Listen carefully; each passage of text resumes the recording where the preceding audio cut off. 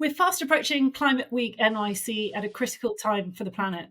To mitigate against further climate change, we must accelerate decarbonisation across sectors.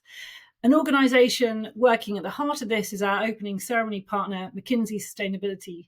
And today I'm delighted to welcome Tim Vroman and Jeoyeon Seo to speak with us about their work in areas including energy, policy and heavy industry. Welcome to you both. Hi, Helen. Thank you for having us. Good. Let's get right into it. Could you tell us what's your approach when clients approach you from different sectors looking to integrate decarbonisation into their business strategy? Is there a one-size-fits-all approach? It's a great first question. And unfortunately, the answer is no. We work with a variety and diversity of clients, both from a sector, geographical, but also maturity point of view. So effectively, the answer differs based on the stage of an organization and where they are in their decarb journey. So we really tailor our approach, and the first step is building a proper understanding. So many organizations have a baseline, but we find that it's valuable still to improve the granularity of it and really understand where are the hotspots in the operations, in the value chains, upstream, downstream, to really pinpoint action then. I can add also a little bit on the detailed type of clients, the problem statements they bring to us, and how we approach them specifically. I think we've seen two different categories here. And the first group is the ones who seek clarity on where to focus and how to prioritize them. Usually they would have a general sense of what needs to be done, but really not in a clear roadmap for action point of view. So we do help them with our analytical engine and also some cross-sectional expertise as well. And then another type is more on building the systems and structures, more on the enabler part of decarbonization at scale. This often involves organizational redesign and also realigning the incentive system to really make sure that their goals are actually embedded in the DNA and they are ready for it. Also, another interesting point, increasingly, we are seeing more and more questions around robust IT and data systems to streamline and centralize environmental data management. A lot of clients who are now a little bit more mature into their journey are understanding more and more how complicated and how scattered their environmental data are across the organization. So it is challenging to maintain it transparently and also consistently. And have there been times when those climate solutions have helped clients save money too? Yes, the answer is absolutely yes. Oftentimes, when we talk about costs related to decarbonization, how we save it, we look at just simply as a reducing of the expense of the decarbonization itself.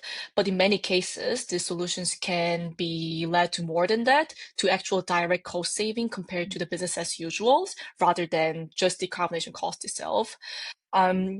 We also have found in our research that on average, 5 to 10% of total carbon reductions needed to be achieved can be through what we call in the money measures. So basically actions that are not only reducing emissions, but also deliver financial benefits.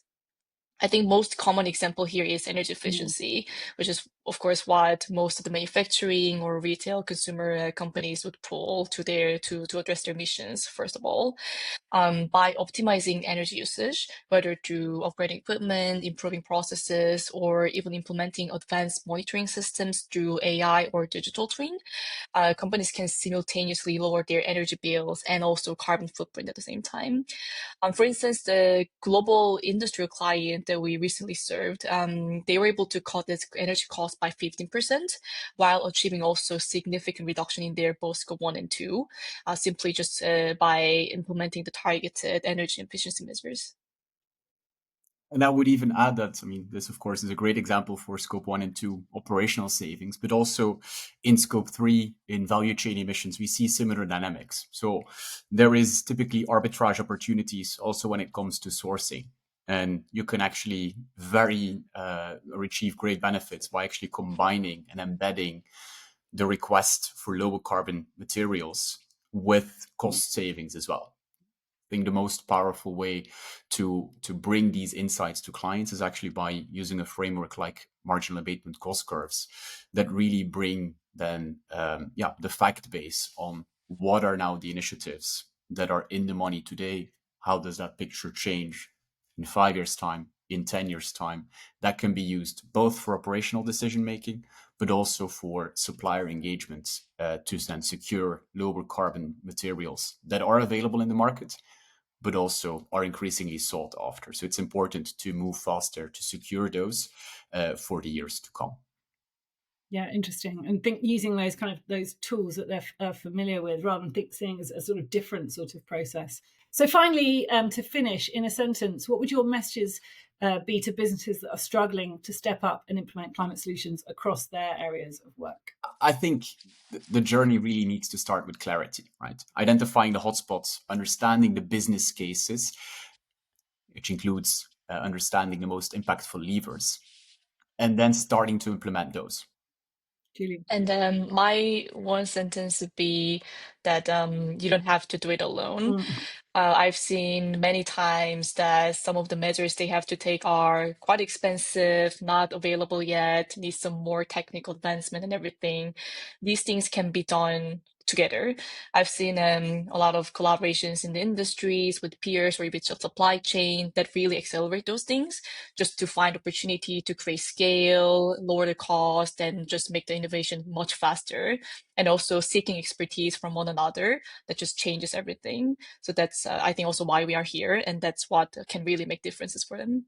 Great, and that could almost be the unofficial strapline for Climate Week. You're not alone. Come to and join together on this, and it's really great to have both of you join us for this. Join McKinsey Sustainability and others at the opening ceremony of Climate Week NYC on September 22nd, and head to our website for more details of how to watch along. Thank you for joining.